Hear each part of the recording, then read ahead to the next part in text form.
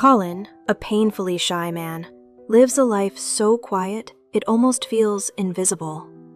He still lives with his parents in suburban London, works a dull job handing out parking tickets, and spends his evenings singing in a barbershop quartet. His routine is safe, predictable, and painfully small. Colin is the kind of person who avoids eye contact with strangers and apologizes even when he has done nothing wrong. But beneath all that timidity is someone who secretly longs for something bigger, something dangerous, something that makes him feel alive. That change arrives in the form of Ray.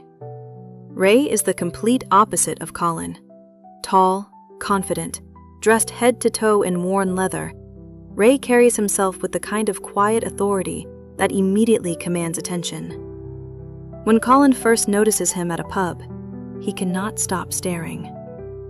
Ray seems like someone from another world entirely, the kind of man who lives boldly while Colin watches from the sidelines. Then something unexpected happens. Ray slips Colin a small note. No conversation, no explanation, just a time and place written on a piece of paper. For someone as timid as Colin, the gesture feels electrifying. It is mysterious and terrifying at the same time. He debates whether to go.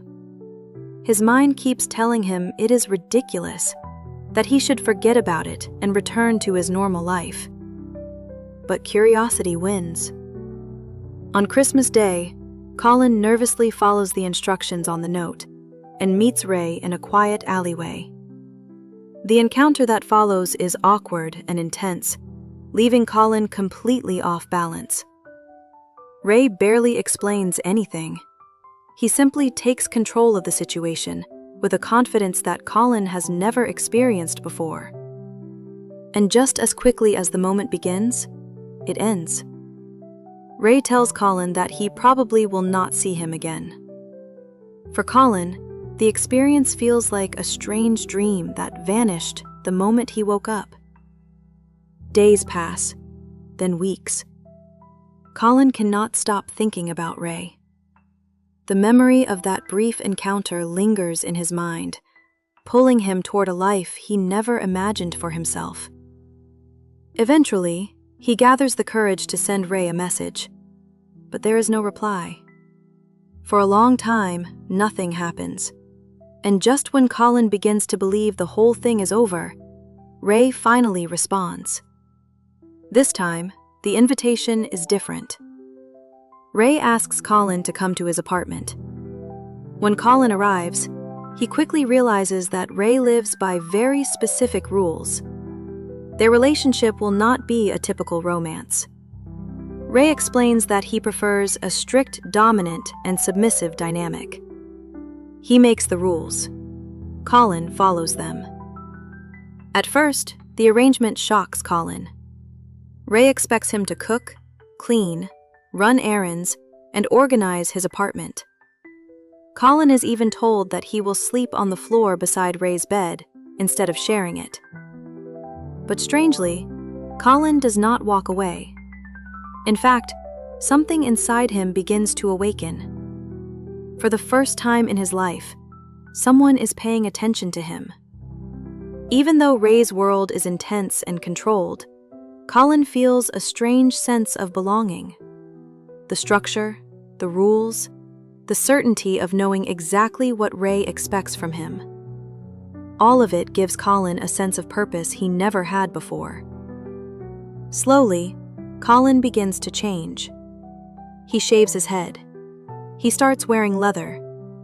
His timid posture begins to disappear. The quiet man who once hid in the background is starting to become someone new. Ray eventually introduces Colin to his group of biker friends. They are a tight-knit community of men who share similar lifestyles and values. To Colin's surprise, they welcome him without hesitation. In their world, loyalty and trust matter more than anything else.